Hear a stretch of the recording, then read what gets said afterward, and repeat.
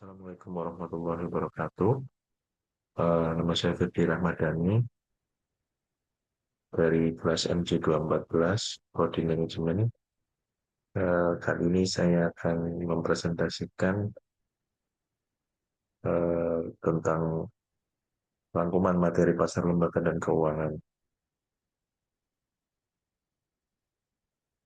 Yang pertama adalah pasar uang.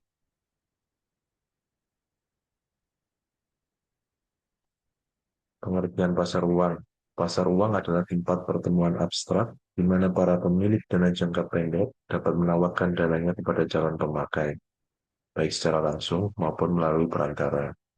Dana yang diperjualbelikan bertenor 1 hari hingga 1 tahun. Berikut adalah money market, yaitu pertemuan demand and supply, dana jangka pendek. Lalu yang kedua adalah valuta asing, ekspor-impor. Falas diperlukan untuk membayar kegiatan ekspor-impor dan hutang luar negeri. Lalu ini adalah peserta dan pelaku pasar uang.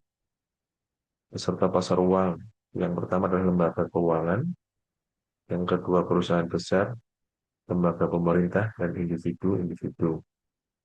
Untuk pelaku pasar uang, yaitu adalah satu, bank, yayasan, lembaga dana pensiun, perusahaan asuransi, perusahaan besar, lembaga pemerintah, lembaga keuangan lain, dan individu masyarakat. Instrumen pasar uang. Yang pertama adalah Sertifikat Bank Indonesia atau SBI. Instrumen utang yang diterbitkan oleh Bank Indonesia atas unjuk yang berjangka waktu jatuh tempo 1 tahun atau kurang. Yang kedua adalah surat berharga pasar uang, SBBU. Surat berharga berjangka pendek yang dapat diperjualbelikan secara diskonto dengan Bank Indonesia atau lembaga diskonto yang ditunjuk BI. Yang ketiga adalah sertifikat deposito. Instrumen keuangan diterbitkan bank atas unjuk. Deposito berjangka yang disimpannya dapat diperdagangkan sebelum jatuh tempo. Instrumen pasar uang. Yang pertama adalah commercial paper. Promes tanpa jaminan yang diterbitkan perusahaan untuk memperoleh dana jangka pendek dan dijual kepada investor di pasar uang. Lalu adalah call money, kegiatan pinjam-meminjam dana antara satu bank dengan bank lainnya untuk jangka waktu pendek. Lalu ada repurchase agreement, yaitu transaksi jual surat berharga disertai perjanjian bahwa penjual akan membeli kembali pada tanggal dan harga yang telah ditetapkan. Lalu adalah banker acceptance, yaitu instrumen pasar uang untuk memberikan kredit kepada eksportir atau importir dalam membayar sejumlah barang atau membeli valuta asing. Lalu adalah indikator pasar uang. Yang pertama adalah suku bunga pasar uang antar bank rupiah, yaitu adalah tingkat bunga pinjam-meminjam antar bank dalam rupiah. Yang kedua adalah volume transaksi PUEB, jumlah transaksi antar bank dalam rupiah maupun dolar. Lalu adalah suku bunga deposito, tingkat bunga bagi deposan yang mendepositkan uang. Lalu adalah suku bunga kredit, yaitu adalah tingkat bunga kredit yang dikenakan bank atau lembaga keuangan kepada para kreditor. Yang kelima adalah indeks harga konsumen, angka indeks tingkat harga barang dan jasa yang harus dibeli konsumen dalam periode tertentu. Lalu ada suku bunga pasar uang dolar, yaitu tingkat bunga pinjam-meminjam antar bank dalam US dollar. Lalu ada JIBOR, Jakarta Interbank Offer Rate, yaitu rata-rata suku bunga yang ditawarkan bank-bank besar di Jakarta yang meminjamkan dana ke bank lain, gunakan sebagai patokan bunga di pasar uang. Per 1 Januari 2026 resmi digantikan oleh Indonesia. Lalu ada nilai tukar rupiah, kurs, harga suatu mata uang terhadap mata uang lainnya. Lalu ada inflasi, kenaikan tingkat harga barang dan jasa yang secara umum dan terus-menerus dalam suatu waktu tertentu. Ini adalah SBI, instrumen investasi jangka pendek yang bebas risiko. Selanjutnya adalah sesi yang kedua tentang pasar valuta asing. Pengertian pasar valuta asing yaitu adalah mata uang yang dikeluarkan sebagai alat pembayaran yang sah di negara lain. Tempat bertemunya penawaran dan permintaan falas disebut bursa valuta asing. Menurut Jeff Madura, valuta asing adalah pasar yang memfasilitasi pertukaran valuta untuk mempermudah transaksi perdagangan dan keuangan internasional.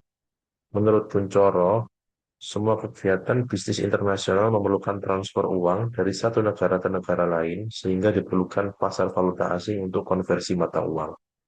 Kesimpulannya adalah pasar falas adalah perdagangan mata uang suatu negara dengan mata uang negara lainnya untuk keperluan bisnis, investasi, maupun spekulasi.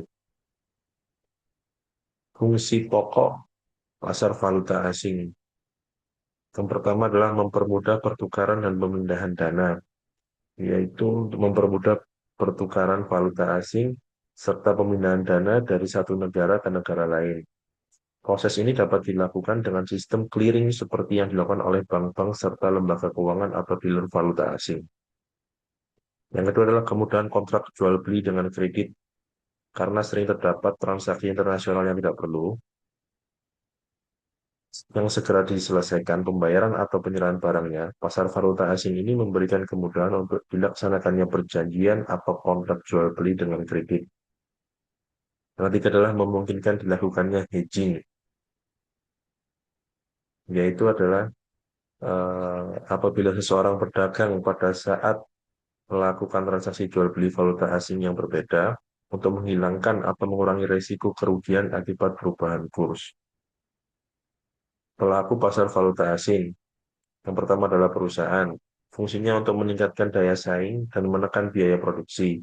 Perusahaan mencari dan memanfaatkan sumber daya baru yang lebih murah untuk kegiatan impor. Perusahaan juga memperluas jaringan distribusi barang dan jasa ke luar negeri, sehingga memerlukan mata uang negara lain dalam jumlah besar. Yang kedua adalah pelaku individu atau masyarakat. Masyarakat melakukan transaksi falas karena satu, spekulasi, yaitu memanfaatkan fluktuasi nilai falas untuk memperoleh keuntungan. Yang kedua adalah kebutuhan konsumsi di luar negeri, misalnya perjalanan wisata atau biaya pendidikan di luar negeri. Pelaku yang ketiga adalah bank umum, yaitu melakukan transaksi jual beli falas untuk berbagai keperluan, antara lain melayani nasabah yang ingin menukarkan uangnya ke dalam bentuk mata uang lain, serta untuk memenuhi kewajiban dalam bentuk valuta asing. Lalu ada pelaku pasar valuta asing. Yang pertama adalah broker, perusahaan yang menjadi perantara terjadinya transaksi valuta asing. Yang kedua adalah pemerintah. Pemerintah melakukan transaksi falas untuk berbagai tujuan, antara lain membayar hutang luar negeri dan menerima pendapatan dari luar negeri yang harus ditukarkan kembali ke dalam mata uang lokal. Lalu ada bank sentral, lembaga independen yang bertugas menstabilkan mata uang. Bank sentral melakukan jual beli falas dalam rangka menstabilkan nilai tukar mata uangnya. Kegiatan ini disebut intervensi. Lalu adalah spekulan dan arbitraser, yaitu adalah keduanya ini sama-sama mengejar keuntungan dari fluktuasi nilai tukar tanpa ada kepentingan bisnis nyata di baliknya. Bedanya adalah spekulan mengandalkan prediksi pergerakan harga, sehingga menyebabkan resikonya tinggi, sedangkan arbitraser memanfaatkan selisih harga falas di dua tempat secara bersamaan sehingga resikonya jauh lebih rendah. Selanjutnya adalah 7 mata uang utama dunia untuk transaksi falas. Yang pertama adalah dolar Amerika, pound sterling Inggris, euro, Swiss franc, Japanese yen, Australian dollar, Canadian dollar. Tujuan transaksi falas yang pertama adalah untuk membayar kegiatan ekspor impor dan kewajiban internasional lainnya. Yang kedua adalah mempertahankan daya beli, menjaga nilai aset agar tidak tergerus perubahan kurs atau inflasi. Ketiga adalah pengiriman ke luar negeri, yaitu transfer dana ke luar negeri untuk berbagai kebutuhan pribadi maupun bisnis. Yang keempat adalah mencari keuntungan, spekulasi dan arbitrase untuk meraih profit dari fluktuasi nilai tukar. Jenis-jenis transaksi valuta asing. Yang pertama adalah transaksi spot. Penyerahan falas ditetapkan 2 hari kerja berikutnya setelah kontrak. Contoh kontrak tutup tanggal 10, penyerahan diberikan tanggal 12. Apabila tanggal 12 hari libur, penyerahan dilakukan pada hari berikutnya. Yang kedua adalah transaksi swap, yaitu kombinasi antara pembeli dan penjual untuk dua mata uang secara tunai yang diikuti dengan membeli dan menjual kembali mata uang yang sama secara tunai dan berjangka secara simultan dengan batas waktu yang berbeda. Yang ketiga adalah transaksi berjangka atau forward transaction, yaitu transaksi yang penyerahannya dilakukan beberapa waktu mendatang, baik secara mingguan maupun bulanan. Harga dan jumlah disepakati pada saat kontrak, namun penyerahan dilakukan di masa mendatang. Terima kasih. Apabila ada salah-salah kata, saya mohon maaf. Assalamualaikum warahmatullahi wabarakatuh.